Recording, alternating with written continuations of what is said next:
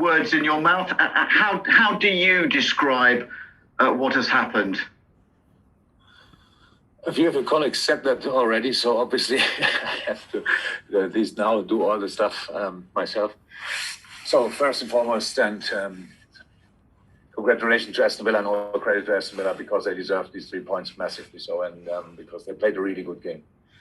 The strange result is, yes, because Aston Villa played really well, but on the other side, because we did in different areas particularly bad. That helps, then obviously not. Look, tonight pretty much everybody made massive mistakes around the goals, and the first one was obviously Adrian. But the reaction, that was a big mistake, yes, but the reaction on the goal was even a bigger mistake, how we reacted, because it looked like... So we have to take risk when we play offensively. It's absolutely clear.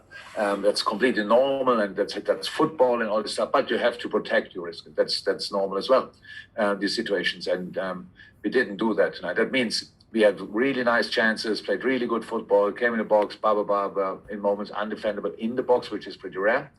But each ball we lost, wherever it was a massive counterattack, and directly a real problem. So second goal, third goal, free. I think the third goal was a free kick, if I'm right. So really well done. They were now already quicker in mind than we were, and all these things in the challenges they were more consequent, and that all caused us problems. So being 4-1 down, but I think probably even you, when you saw the game, felt when we scored the one goal, it was like, okay. So there's still something to go for. And that's what we thought as well in halftime. If we can stop doing the under average stuff or the bad stuff, and can improve the good stuff, score 1, score 2, game on. But this was not possible tonight because we made similar mistakes again, and then the deflected goals came in. But that's of course unlucky, but it's as well.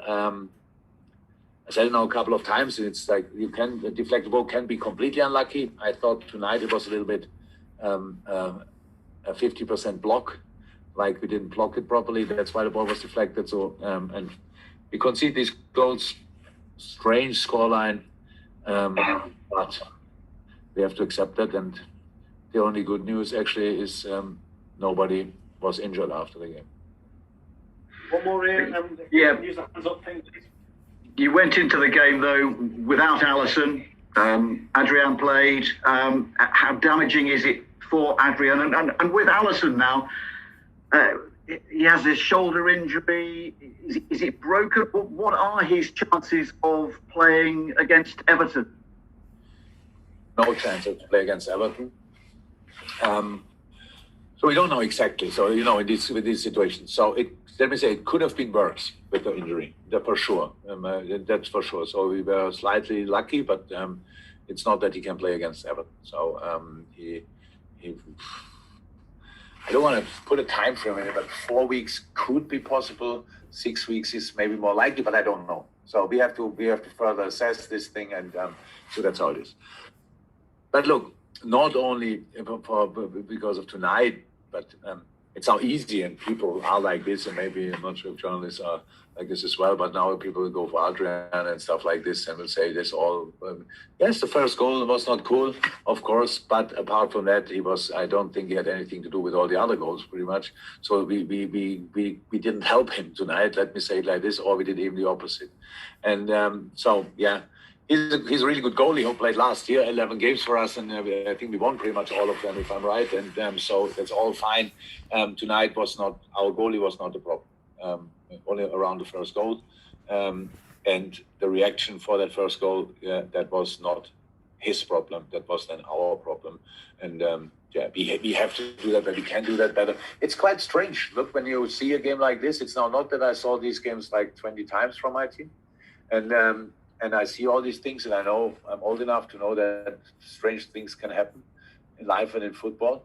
But I saw all the things that happened tonight, and I know that if you lose the decisive challenges, you will lose football games, and we did that tonight. If you protect your own offensive stuff not properly, you will get in trouble. and we got in trouble tonight. And all these things happened tonight. You could see in moments, and I don't think I had to say that a lot, but tonight, in different challenges, Aston Villa definitely wanted it more than us. And that's something I saw, and I don't like, obviously. But now the boys go to their national teams, and when they come back, hopefully healthy, all of them, then we have 2 days time to prepare the Everton game, and then we have the chance to do better. Thank you, Ian. We've got Dom King followed by James Pearce. That's it at the moment for hands up. So Dom, you're next, and then we'll go to James. I'm not sure if that's important, but I see on the screen only David Hittner. The name, not. Don't worry about it. They can hear you. So it's okay. Yeah. Dave, go on, Dom. Okay. You seem remarkably calm after what it's been. Obviously, it's your heaviest defeat since you've been at Liverpool. Is it, as you said, because you know this is just a one-off, and you know how to correct it, or how come you're so measured about it tonight? Nothing what I could say tonight would help with that result. So why should I be now completely outraged or something like that? Is it only a one-off? I would think so. I would like to think so, but it's not. Even that I cannot prove tonight. So if people want to hear that, I can say that that's a one-off. But the proof for that will be in the next couple of weeks and months and stuff like this, and not because I say it tonight. So a game like tonight should not happen. 100%. Never happened. Since I'm here, I don't really remember, but I'm not good in remembering these things anyway. Don't think I lost that high. It's not a personal defeat, but it's a massive one.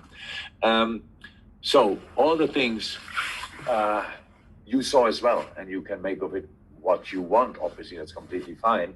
How always. But for me, it's only important how we react on that. The only problem is we cannot react tomorrow. We cannot react on Tuesday. We have to show the reaction in 2 weeks. But that's fine. That's the situation. And I said the boys are very, very self-critical. None of them would now sit there and put the finger on him or him and think he was responsible. These boys are very self-critical. I know tonight everybody has his hand in this result, and so. We have to deal with it, and we will deal with it. It's not nice, but it's life and it's football, and so that's it. Okay, guys, we've got James Pearce. I've got no other hands up, so it'll be James to finish unless anyone else does. So, My answers were that long that all questions are answered.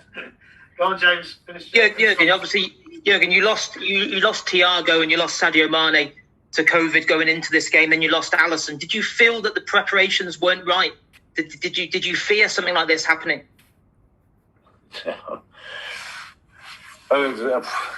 That's really for supporters and journalists, these kind of things. He's not in. I no need for one excuse. Absolutely not.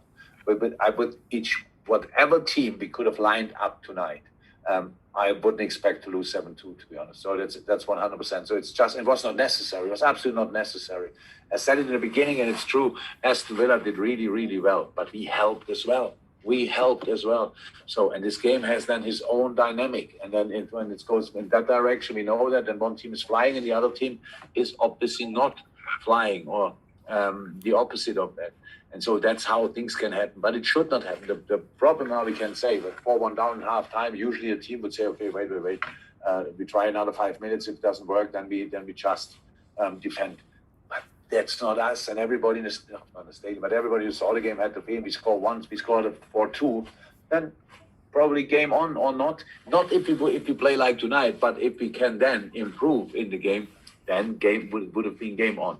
So as I said, it's had nothing to do with the players we missed tonight. Yes, we missed them obviously, but had nothing to do with the result, and especially not the players who replaced them. Yeah, and usually win or lose, you tend to not say much to the players straight after the game in the dressing room, and have then your debrief at Melwood the following day. Obviously, with the international break, will you be denied that? And did that change the way you approach things in the dressing room after this game? No, actually, I don't know since when, but already since a while, I speak to the players after the game. Even if we win or if we lose, it's nothing to do with that. So I spoke to the boys, yes. But it's clear when the boys go on international, then I do that always. Maybe slightly longer. But today I did it like last week, the week before, like in the last probably 20, 30 games, I would say. So I always speak shortly to the players. Thanks, guys. That's it. We've got no more hands. See you all in a couple of weeks and stay safe. Bye-bye. Bye-bye.